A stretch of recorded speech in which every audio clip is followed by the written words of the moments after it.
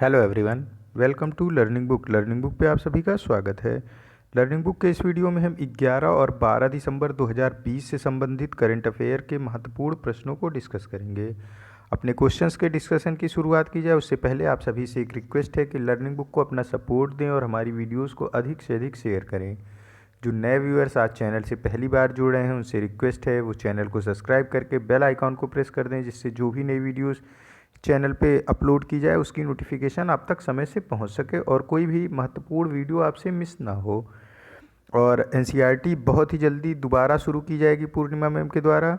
1 या 2 दिनों में ही आप एनसीईआरटी का वीडियो देखें और अपने दोस्तों के साथ शेयर करें। ये बिल्कुल बेसिक से एनसीईआरटी शुरू की गई है। क्लास 6 to 12 तक जितनी भी एनसीईआरटी ह्यूमैनिटेरियन सब्जेक्ट से संबंधित हैं वो सभी डिस्कस की जाएगी यहाँ पे एक सीक्वेंस में। तो आप अधिक से अधिक सभी वीडियोस को हमारे शेयर करें। आइए फिर शुरुआत करते हैं अपने आज के पहले प्रश्न के साथ। आज का पहला प्रश्न है, माँ बाराही देवी धाम किस स्टेशन के नाम को परिवर्तित करके कर दिया गया है? उत्तर प्रदेश में। उत्तर प्रदेश में माँ बाराही देवी धाम स्टेशन का नाम रखा गया है दांदूपुर रेलवे स्टेशन का। ये दांदूपुर रेलवे स्टेशन जब प्रतापगढ़ से बादशाहपुर तक जो रेलवे ट्रैक है जाते हैं तो ये बीच में पड़ता है और वहाँ पे माँ बाराही देवी का मंदिर है। उसी मंदिर के नाम पे यहाँ पे माँ बाराही देवी नाम रखा गया है। माँ बाराही देवी धाम नाम रख दिया गया है दांदूपुर रेलवे स्टेशन का। ऑप्शन बी यहाँ पे करेक्ट हो जाएगा। और कौन कौन से नाम परिवर्तित किए गए रेलवे स्टेशनों के और कौन से महत्वपूर्ण नाम परिवर्तित किए गए हैं जो है किससे जिले के, उसको यहाँ पे देखते हैं। सभी उत्तर प्रदेश से ही संबंधित होंगे। इलाहाबाद जंक्शन रेलवे स्टेशन का नाम अब बदल के प्रयागराज जंक्शन रेलवे स्टेशन कर दिया गया है। इलाहाबाद सिटी ये भी रेलवे स्टेशन है और इसका नाम अब परिवर्तित करके प्रयागराज रामबाग कर दिया गया है। इलाहाबाद का एक रेलवे स्टेशन है जिसका नाम है Chiuki railway station. Allahabad Chiuki railway station का नाम परिवर्तित करके प्रयागराज चिउकी रेलवे स्टेशन कर दिया गया है। और इलाहाबाद का नाम परिवर्तित करके प्रयागराज ही कर दिया गया है। पूरा इलाहाबाद ज़िले का नाम परिवर्तित करके प्रयागराज किया गया। तो देखो इलाहाबाद सिटी का तो इलाहाबाद जहाँ जहाँ है वहाँ वहाँ प्रयागराज तो हो ही रहा है, लेकिन इलाहाबाद सिटी को प्रयागराज रामबाग और इलाहाबाद चिउकू को प्रयागराज चिउकी नाम से जाना जाएगा। और फैजाबाद ज़िले का नाम परिवर्तित करके अयोध्या कर दिया गया है। साथ ही साथ मुगल सराय रेलवे स्टेशन जंक्शन है, ये वाराणसी में स्थित है, इसका नाम परिवर्तित करके पंडित दीनदयाल उपाध्याय रेलवे स्टेशन कर दिया गया है।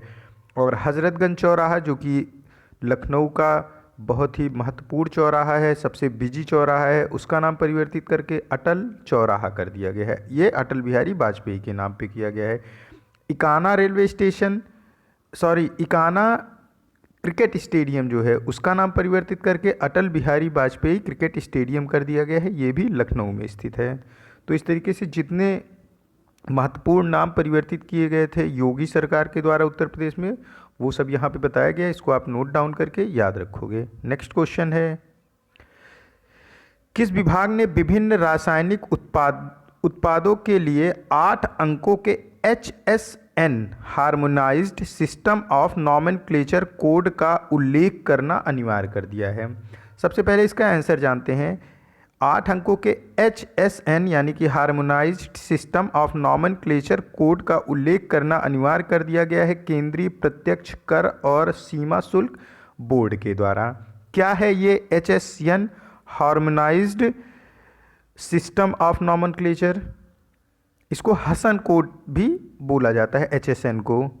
देखो सबसे पहले हम अगर HSN को जानना है तो सबसे पहले GST को समझ लेते हैं। देखो गुड्स एंड सर्विस टैक्स है ये GST। पहले क्या था हमारे देश में कि अलग अलग तरीके के कई टैक्स लगते थे, सबको एकत्रित करके एक अलग टैक्स बनाया गया जिसका नाम GST करा गया और सिर्फ एक ही टैक्स अब लगाया जाता है जिसको GST बोलते हैं, गुड्स एंड सर्विस टैक्स। इसमें कई सारे स्लॉट हैं, टैक्सों के स्लॉट है, जैसे 0% टैक्स किस चीज़ों पर लगेगा, 5% किस चीज़ों पर लगेगा, 10%, 12%, 18%, 30% तक के टैक्स का स्लॉट है। तो अलग अलग टैक्सों के लिए अलग अलग स्लॉट, मतलब अलग अलग सामानों के लिए अलग अलग स्लॉट है जीएसटी के अंतर्गत। अब क्या है, जो हसन कोड है या HSN कोड है, हार्मोनाइज्ड सिस्टम ऑफ नॉमेनक्लेचर, या हसन कोड है, ये गुड्स एंड सर्विस को क्लासिफाई करने का अंतर्राष्ट्रीय तरीका है। अब देखो, इसको ऐसे समझते हैं कि हसन कोड को जीएसटी के अंतर्गत वस्तुओं के वर्गीकरण के लिए लिखा जाता है। अब वस्तुओं का वर्गीकरण कैसा, देखो सपोज करते हैं कि कोई साइकिल है, साइकिल पर जीएसटी 5% है, लेकिन जो साइकिल के कल पुर्जे हैं, मतलब जिसको असेंबल करके साइकिल बनाया गया, जो साइकिल के अलग अलग पार्ट्स हैं जैसे चेन और फिर मेड गार्ड और फिर साइकिल का हैंडल, ये सारे अलग अलग पार्ट्स हैं और इनको असेंबल करके एक साइकिल बनाया जाता है। लेकिन जो साइकिल के पार्ट्स हैं उन पे 12% टैक्स लगता है। अब क्या है, साइकिल 12% टैक्स के सामानों से बनकर रेडी हुआ, तो फिर एक उसकी कॉस्ट बन गई कि इतने में साइकिल रेडी हुआ। अब फिर से साइकिल पर 5% टैक्स लगाया जाता है।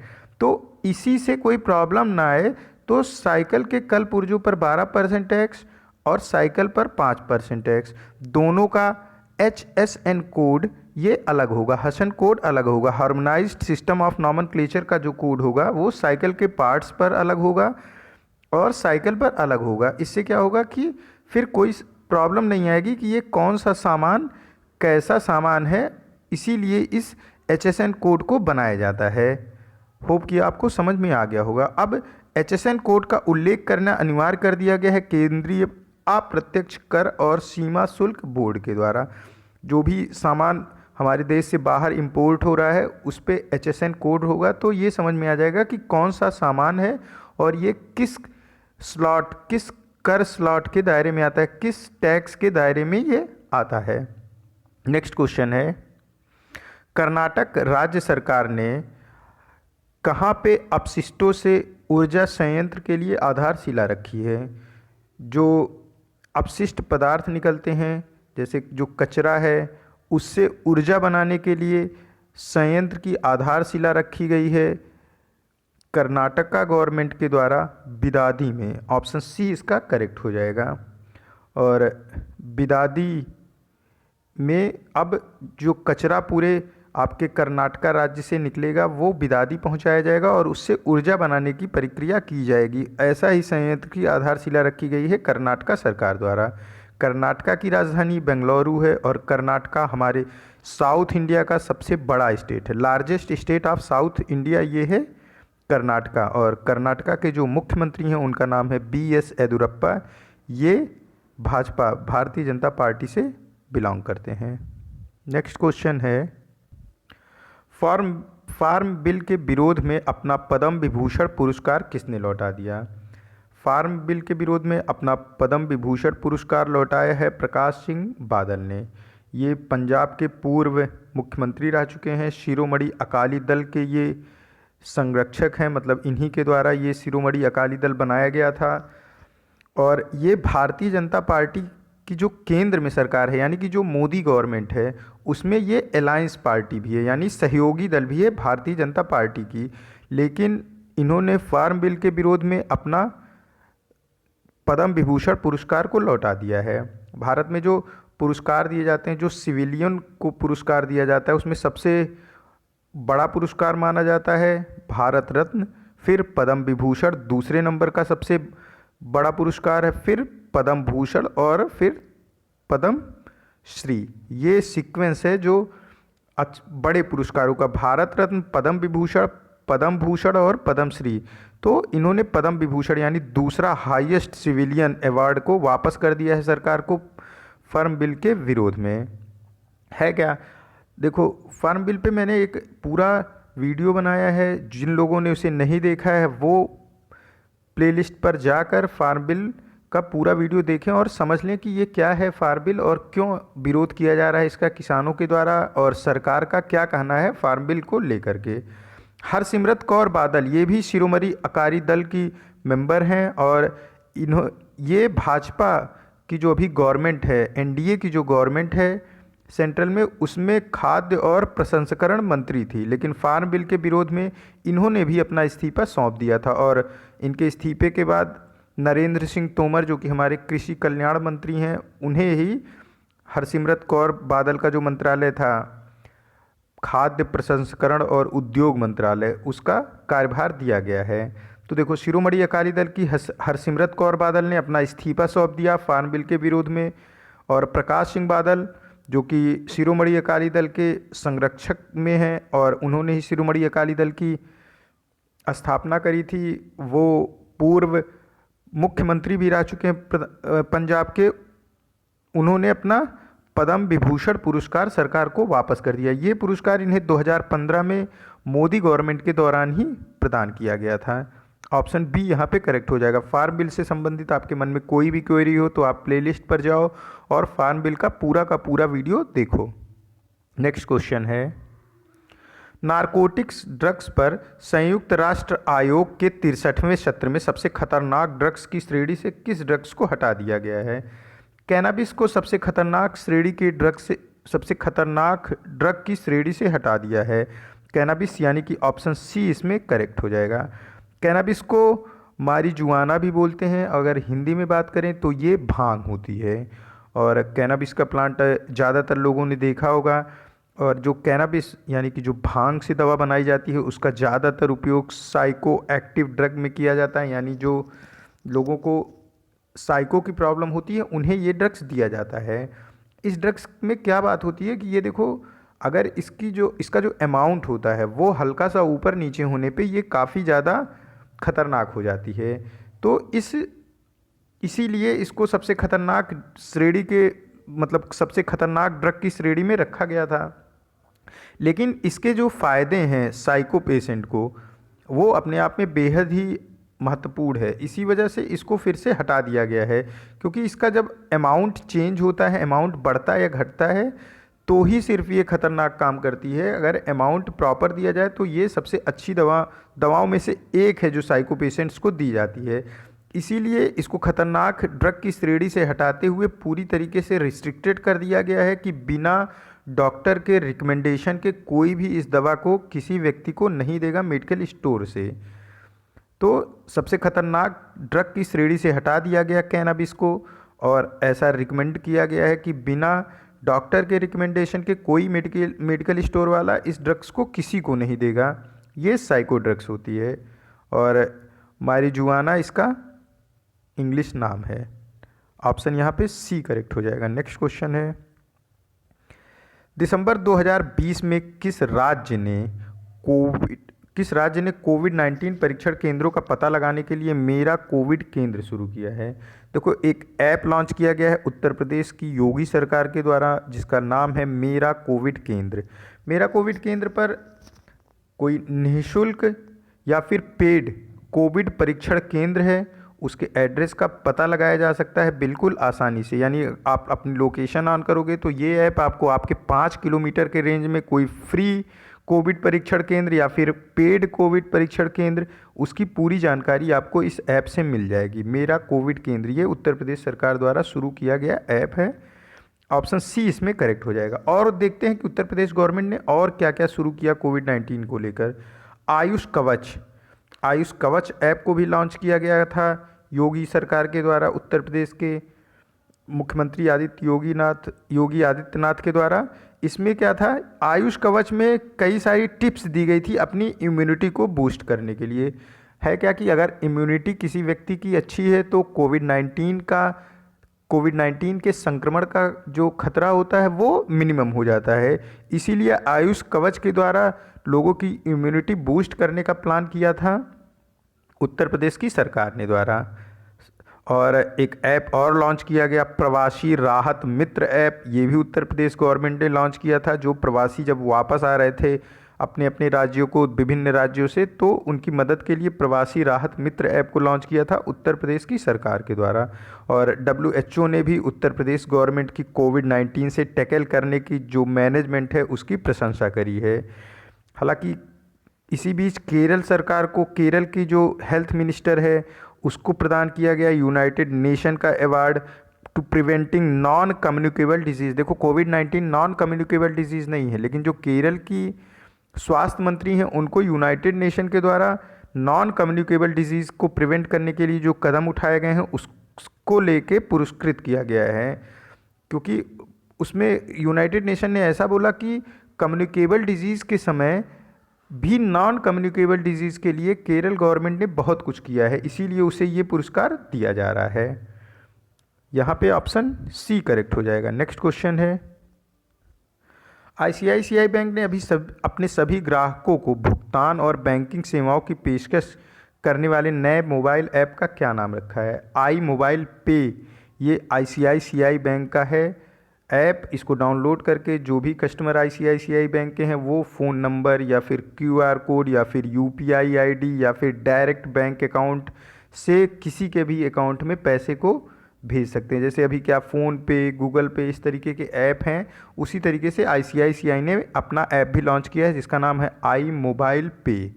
और गो मोबाइल प्लस ऐप ये किसका है? देखो ऑप्शन सी, गो मोबाइल प्लस ऐप ये आईडीबीआई बैंक का है। योनो सबको पता होता है, ये एसबीआई का है। और पेजेड ऐप ये एचडीएफसी बैंक का है। तो मैंने चारों ऑप्शन बता दिया आपको।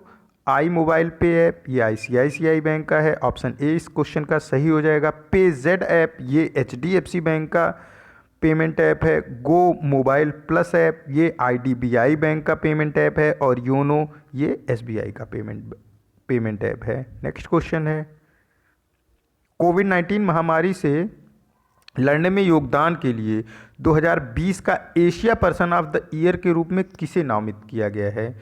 ये एशिया पर्सन ऑफ ईयर के रूप में नामित किया गया है आदर पूनावाला को। आदर पूनावाला जो हैं ये सीरम इंस्टीट्यूट ऑफ इंडिया के सीईओ हैं।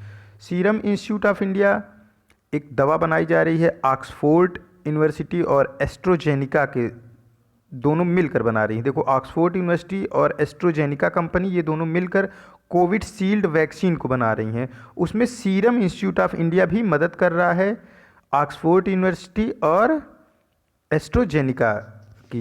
देखो ऑक्सफोर्ड यूनिवर्सिटी और एस्ट्रोजेनिका की मदद कर रहा है सीरम इंस्टीट्यूट ऑफ इंडिया किस चीज़ में? कोविशील्ड नाम की वैक्सीन बनाने में, जो कि कोविड-19 के लिए ये वैक्सीन बनाई जा रही है। और Asia person of the year के रूप में भी नामित किया गया है आदर पूनावाला को, जो कि सीरम इंस्टीट्यूट ऑफ इंडिया के सीईओ हैं। ऑप्शन ए यहाँ पे करेक्ट हो जाएगा। नेक्स्ट क्वेश्चन है, 24 मल्टी रोल हेलीकॉप्टर का क्या नाम है जिसे भारत सरकार ने अमेरिकी फर्म लॉकहीड मार्टिन से खरीदने का आदेश जारी किया है? देखो लॉकहीड मार्टिन एक प्राइवेट कंपनी है अमेरिका की, जिससे इंडियन गवर्नमेंट MH-60 रोमियो खरीद रहा है, जिसका नंबर है 24 MH-60 रोमियो खरीदा जा रहा है भारत सरकार के द्वारा अमेरिकी फर्म लॉकहीड मार्टिन से। अब मल्टी रोल हेलीकॉप्टर का क्या मतलब हुआ? मल्टी रोल हेलीकॉप्टर का मतलब कि ये हेलीकॉप्टर कई सारे रोल प्ले कर सकता है, जैसे फूड को पहुंचाना, हमारे जो आर्मी पर्सन हैं उन तक, वो किसी रिमोट एरिया में है तो उन तक फूड पहुंचाने का काम, साथ ही साथ मेडिसिन पहुंचाने का काम, और यहाँ तक कि गोला बारूद को भी पहचानने का काम ये कर सकता है। देखो मल्टी रोल क्यों कहा गया? अभी ऐसा नहीं कि आप फूड पहुँचा रहे हो तो आपको गोला बारूद पहुंचा रहे हो तो आपको टेम्परेचर मेंटेन रखना होगा अपने हेलीकॉप्टर का, फूड पहुंचा रहे होगे तो भी आपको अलग टेम्परेचर मेंटेन रखना होगा अपने हेलीकॉप्टर का, मेडिसिन पहुंचा रहे हो तो भी अपने हेलीकॉप्टर का अलग टेम्परेचर रखना होगा। तो ये कई सारे काम को कर सकता है, इसीलिए इसको मल्टी रोल हेलीकॉप्टर बोलते हैं, MH-60 रोमियो। बात करते हैं कुछ और हेलीकॉप्टरों की। चिनूक हेलीकॉप्टर भी भारत सरकार खरीद रहा है अमेरिका से। और अभी फेमस जो है ये राफेल फाइटर प्लेन, इसको लिया जा रहा है फ्रांस के डेसॉल्ट कंपनी से। फ्रांस में एक कंपनी है डेसॉल्ट जो कि भारत के लिए राफेल विमान को बना रही है। भारत 36 राफेल विमान खरीद रहा है फ्रांस से, और जिसमें से 5 राफेल विमान का पहला जत्था ये आ गया था अगस्त के महीने में, और फिर अभी कुछ ही दिन पहले 3 और आ गया, मतलब कि 2 जत्थे आ चुके हैं राफेल के। पहले में 5, और उसको कहाँ पे लैंडिंग कराई गई थी 5 राफेल की? जो पहला आया था वो अंबाला एयरफोर्स स्टेशन पे, और दूसरा जो 3 राफेल विमान आया फ्रांस से उसको लैंडिंग कराई गई जामनगर गुजरात जामनगर गुजरात एयरफोर्स स्टेशन पे। और जो अगला नेक्स्ट आएगा ये वेस्ट बंगाल के एयरफोर्स स्टेशन पर इसकी लैंडिंग कराई जाएगी। नंबर अभी कंफर्म नहीं है। तो पहले स्टेप में 5 रफेल आई, दूसरे स्टेप में 3 रफेल आई। पहले स्टेप में जो रफेल आई उसे अंबाला एयरफोर्स स्टेशन पर लैंडिंग कराया गया, और दूसरे स्टेप में जो 3 रफेल आई इसे जामनगर एयरफोर्स स्टेशन पर लैंडिंग कराई गई। और नेक्स्ट स्टेप में जो भी रफेल आएगी वो वेस्ट बंगाल के एयरफोर्स स्टेशन पर उसकी लैंडिंग कराई जाएगी। भारत 36 रफेल विमान को खरीद रहा है फ्रांस की डसॉल्ट कंपनी से। नेक्स्ट क्वेश्चन है, 2020 में विश्व एथलीट ऑफ द ईयर के रूप में किसे चुना गया, जो सबसे युवा एथलीट है। देखो, मोंडो डुप्लांटिस ये सबसे युवा एथलीट हैं अब तक के, जिन्हें कि 2020 के विश्व athlete person of the year के रूप में चुना गया है। मोंडो डुप्लांटिस, इनका जन्म तो अमेरिका में हुआ था, लेकिन ये स्वीडिश के लिए पोल जंपिंग का खेल खेलते हैं। देखो, पोल जंपिंग जो लोग कुछ देखते होंगे एथलीट, उसमें देखा होगा कि एक लंबी सी स्टिक लेके एक इंसान दौड़ता है और फिर उसी स्टिक के सहारे वो काफ़ी ऊंचाई से कूदता है। मैं इसका आपको फिगर दिखाता हूँ। देखो, इसे पोल जंपिंग या फिर इसी को पोल वॉलेंटिंग बोलते हैं, और जो इस खेल को खेलता है उसे पोल वॉलेंटर बोलते हैं और पोल जंपर बोलते हैं। तो मोंडो डुप्लांटिस स्वीडिश के लिए पोल वॉलेंटर का खेल खेलते हैं। पोल वॉलेंटर हैं ये स्वीडिश के लिए। अच्छा, मोंडो डुप्लांटिस ये अब तक के सबसे युवा एथलीट हैं जिन्हें विश्व एथलीट ऑफ द ईयर चुना गया है 2020 के लिए। अगर बात की जाए कि कौन सी फीमेल है जिसे विश्व एथलीट ऑफ द ईयर चुना गया है, तो इनका नाम है यूलिमारा रोजस। ये ट्रिपल जंपर हैं और ये वेनेजुएला से बिलोंग करती हैं। यूलिमारा रोजस और मोंडो डुप्लांटिस, ये दोनों नाम आप याद रखोगे। नेक्स्ट क्वेश्चन है, तबरेज वक्कजज का निधन हो गया, वह किस देश के पहले समाजवादी राष्ट्रपति थे। सबसे पहले तो क्वेश्चन करेक्ट करते हैं, ये तबरेज नहीं है, ये तबरे वक्कजज है। देखो, नाम में थोड़ा है, तबरे वक्कजज। मैं फिर से रिपीट कर रहा हूँ, तबरे वक्कजज ये राष्ट्रपति थे उरुग्वे के। ऑप्शन डी यहाँ पे करेक्ट हो जाएगा। इन्होंने 2 कार्यकाल तक वहाँ पे राष्ट्रपति रहे। एक तो 2005 से 2010 तक ये उरुग्वे के राष्ट्रपति रहे तबरे वक्कजज, और फिर 2015 से और 2020 तक ये राष्ट्रपति रहे। 80 वर्ष की आयु में इनका निधन हुआ है। ऑप्शन डी यहाँ पे करेक्ट हो जाएगा। नेक्स्ट क्वेश्चन है, भारत सरकार ने किसके योगदान को सम्मानित करने के लिए दिसंबर 2020 को गौरव माह यानी कि प्राइड मंथ के रूप में मनाने का निर्णय लिया है। देखो, जो सशस्त्र बल है उसके योगदान को सम्मानित करने के लिए प्रत्येक, अब आगे आने वाला जो हर साल का दिसंबर महीना होगा तो वो पूरे महीने को प्राइड मंथ के रूप में मनाया जाता है। अभी तक हम लोग क्या करते थे, सशस्त्र सेना झंडा दिवस मनाते थे प्रत्येक 7 दिसंबर को। हर साल 7 दिसंबर को सशस्त्र सेना झंडा दिवस मनाया जाता था, लेकिन अब पूरा दिसंबर माह ही इनके सम्मान में होगा, जिसे हम प्राइड मंथ यानी गौरव माह के रूप में मनाएंगे सशस्त्र सेना बल के सम्मान में। ऑप्शन सी करेक्ट हो जाएगा। मैंने इसके पहले भी ये क्वेश्चन कराया था, फिर से मैं रिपीट कर रहा हूँ। आपको सशस्त्र सेना झंडा दिवस जो 7 दिसंबर को मनाया जाता है उससे कंफ्यूज नहीं करना है। यहाँ पे मैं 4 आपको डे और बता रहा हूँ जो कि हमारे आर्मी से रिलेटेड। देखो, आर्मी डे यानी थल सेना दिवस प्रत्येक 15 जनवरी को मनाया जाता है। एयरफोर्स डे ये प्रत्येक 8 अक्टूबर को मनाया जाता है, और नेवी डे ये प्रत्येक 4 दिसंबर को मनाया जाता है, और 7 दिसंबर को सशस्त्र सेना झंडा दिवस मनाया जाता है। मैं हिंदी में बता रहा हूँ, थल सेना दिवस 15 जनवरी को, वायु सेना दिवस 8 अक्टूबर को, और जल सेना दिवस ये 4 दिसंबर को मनाया जाता है, और 7 दिसंबर को मनाया जाता है सशस्त्र सेना झंडा दिवस। और इस वर्ष से प्रत्येक साल अगले आने वाले सालों में अब हम पूरा दिसंबर माह को ही मनाएंगे गौरव माह यानी कि प्राइड मंथ के रूप में मनाया जाएगा इसको, और ये सशस्त्र सेना के जो जवान हैं उनको सम्मानित करने के उद्देश्य से ये पूरा दिसंबर माह को प्राइड मंथ के रूप में घोषित किया गया है भारत सरकार के द्वारा। नेक्स्ट क्वेश्चन है, मेजर हट पुल, जिसका नाम बदलकर अभी अभी जय हिंद पुल कर दिया गया है, वह किस राज्य में स्थित है? देखो, मेजर हट पुल जो है ये आपको याद होगा कि 2018 में, जो सितंबर 2018 में एक पुल कोलैप्स कर गया था वेस्ट बंगाल में, और वो शाम का टाइम था और पुल भरभरा के गिर पड़ा था, और शाम के टाइम वहाँ पे मार्केट थी। हालांकि ज़्यादा लोगों का मतलब हानि नहीं हुई थी। इसमें 3 जन की मृत्यु हो गई थी और लगभग कुछ 30 लोग घायल हुए थे। तो ये वही पुल है वेस्ट बंगाल का जो बीच बाजार का पुल था, और ये भरभरा के गिर पड़ा था, कोलैप्स कर गया था इवनिंग टाइम में। अब उसका नाम परिवर्तित करके जय हिंद पुल कर दिया गया है। ये अलीपार जगह का नाम है कोलकाता में, वहीं पे है ये पुल।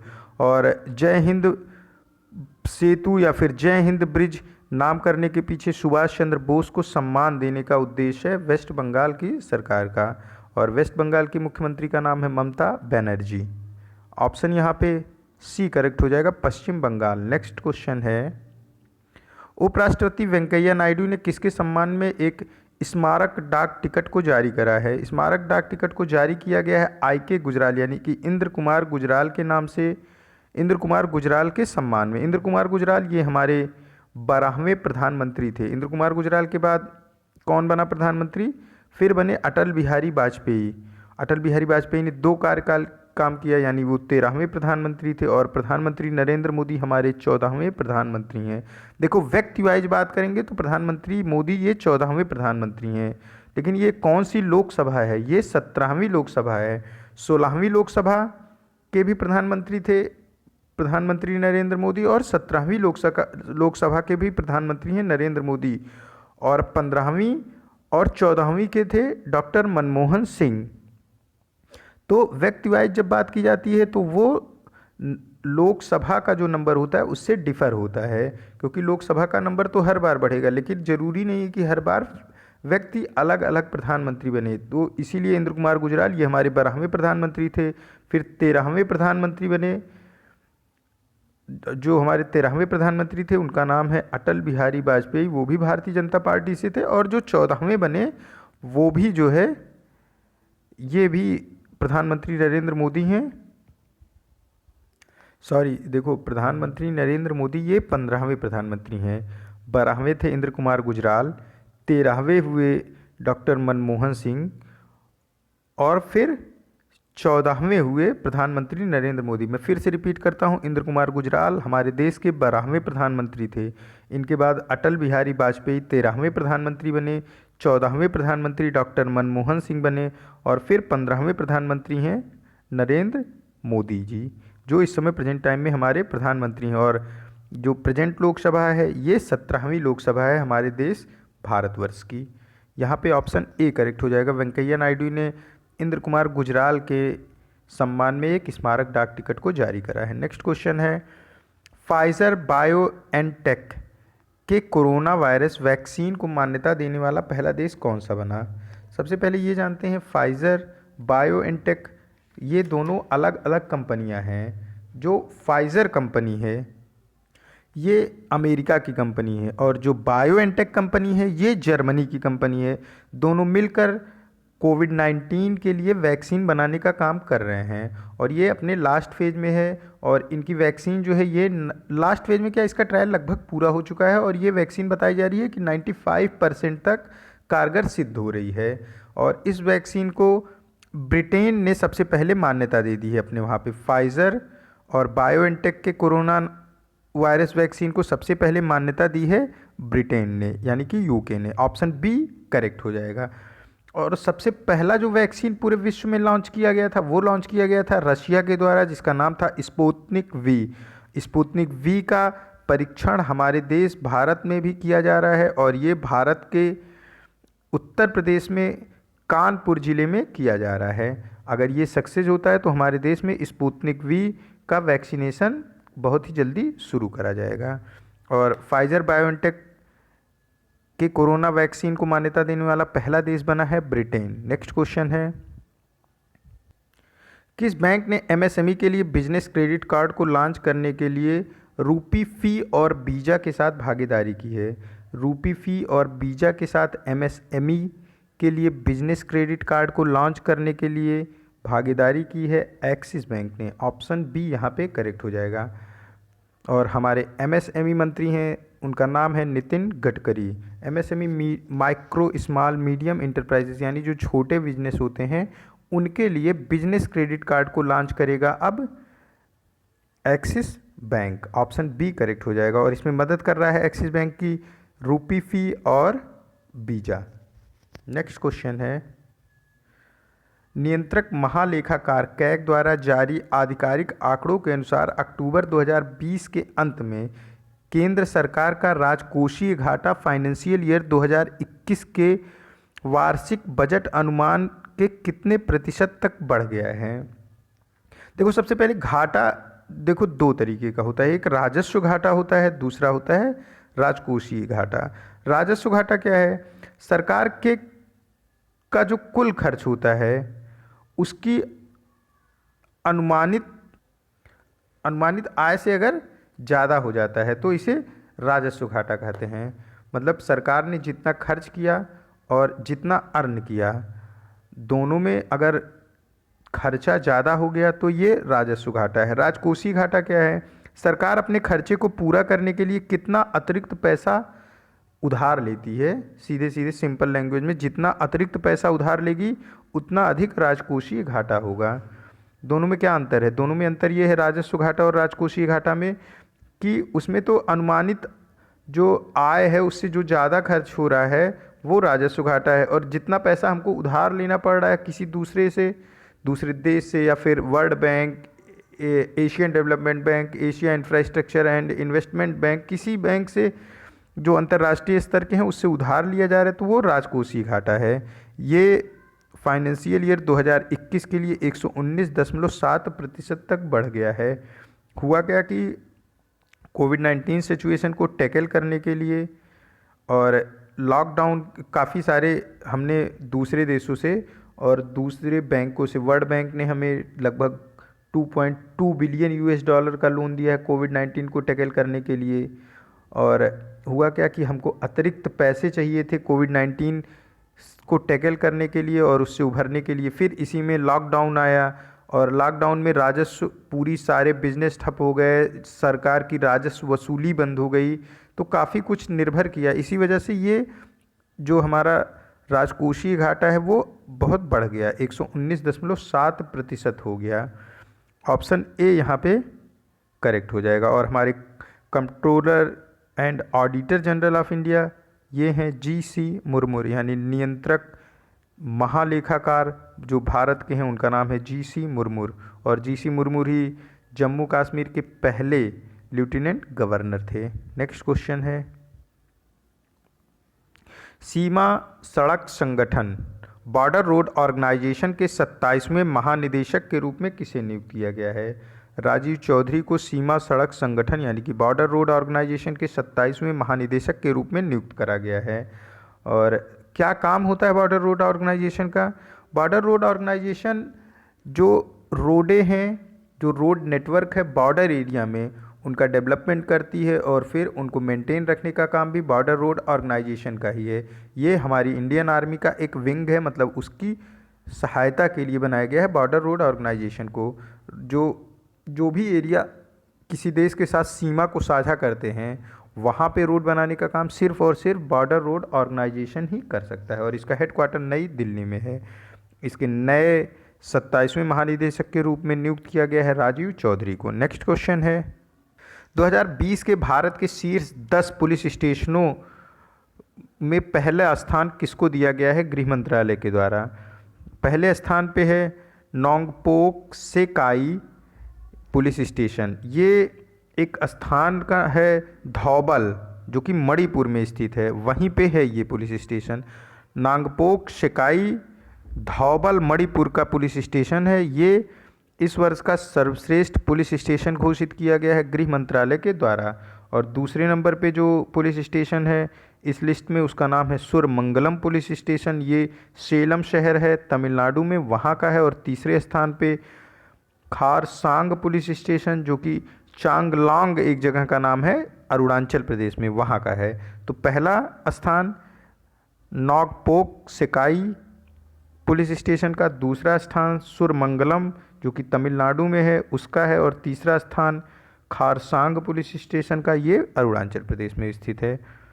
नेक्स्ट क्वेश्चन है, तो देखो तीसरे स्थान पे खारसांग अरुणाचल प्रदेश, ये थर्ड स्थान का पुलिस स्टेशन है, और सुरमंगलम दूसरे, मतलब मैंने तीनों क्या किया है कि एक साथ कर दिया। पहले स्थान पे नोंगपोक सेकाई मणिपुर, दूसरे स्थान पर सुरमंगलम तमिलनाडु, खारसांग अरुणाचल प्रदेश, ये तीसरे स्थान पे है पुलिस स्टेशनों की सूची में गृह मंत्रालय के। हालांकि इस क्वेश्चन में पहला स्थान पूछा है तो ऑप्शन ए करेक्ट हो जाएगा। नेक्स्ट क्वेश्चन है, किस पेट्रोलियम कंपनी ने भारत का पहला 100 ऑक्टेन पेट्रोल लॉन्च करा है जिसे XP 100 के नाम से भी जाना जाता है? देखो पहले आंसर जान लेते हैं इसका। XP 100 पेट्रोलियम को लॉन्च किया है, एक बार क्वेश्चन को फिर से रिपीट करता हूँ, किस पेट्रोलियम कंपनी ने भारत का पहला 100 ऑक्टेन पेट्रोल लॉन्च किया है जिसे XP 100 नाम से भी जाना जाता है? भारत पेट्रोलियम ने भारत का पहला 100 ऑक्टेन पेट्रोल लॉन्च किया है जिसको XP 100 नाम से भी जानते हैं। ऑप्शन ए यहाँ पे करेक्ट हो जाएगा। अब हम समझते हैं कि क्या होता है ये ऑक्टेन, क्या होता है ऑक्टेन नंबर, क्या होता है सीटेन नंबर। देखो ऑक्टेन नंबर पहले तो ये समझ लो कि ऑक्टेन नंबर और सीटेन नंबर दोनों फ्यूल के लिए ही होता है। ऑक्टेन नंबर का इस्तेमाल किया जाता है पेट्रोल के केसेस में, और सीटेन नंबर का इस्तेमाल किया जाता है डीजल के केस में। अब देखो जब हम बाइक को स्टार्ट करते हैं एकदम शुरुआत में इंजन से कुछ आवाज़ आती है, उसको नॉकिंग बोलते हैं। ऑक्टेन नंबर जितना ज़्यादा होगा नॉकिंग उतनी ही कम होगी, और ऑक्टेन नंबर जितना कम होगा नॉकिंग उतनी ज़्यादा होगी। और अच्छा, नॉकिंग होने से क्या है, नॉकिंग का मतलब कि जो आपस में इंजन के पार्ट्स हैं जैसे पिस्टन, अलग अलग पार्ट्स जो होते हैं इंजन के, वो आपस में टकरा रहे हैं, तो टकराने की स्थिति में इंजन को नुकसान पहुंचने का डर होता है। तो इसलिए ऑक्टेन नंबर ज़्यादा है तो जो नॉकिंग होती है इंजन में वो कम होगी, या फिर सीटेन नंबर ज़्यादा है तो डीजल इंजन में कम नॉकिंग होगी।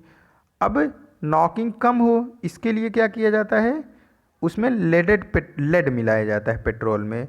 अब अगर लेड की मात्रा ज़्यादा हो रही है तो जब कंबशन होगा फ्यूल का तो उसमें लेड का भी कंबशन होगा, और लेड का कंबशन होगा तो फिर जो एटमॉस्फेयर है वो लेड पोल्यूटेड एटमॉस्फेयर हो जाएगा। इसीलिए दोनों में बैलेंस बनाना होता है कि इंजन को भी कम नुकसान हो और हमारा पोल्यूशन लेवल भी ना बढ़ने पाए।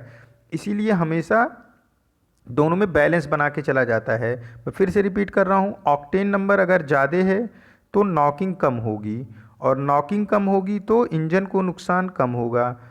लेकिन उस केस में क्या होता है कि लेड मिलाया जाता है नॉकिंग कम करने के लिए, ऑक्टेन नंबर को बढ़ाने के लिए। अगर लेड ज़्यादा मिला दिया जाएगा तो फिर एटमॉस्फेयर को नुकसान होता है।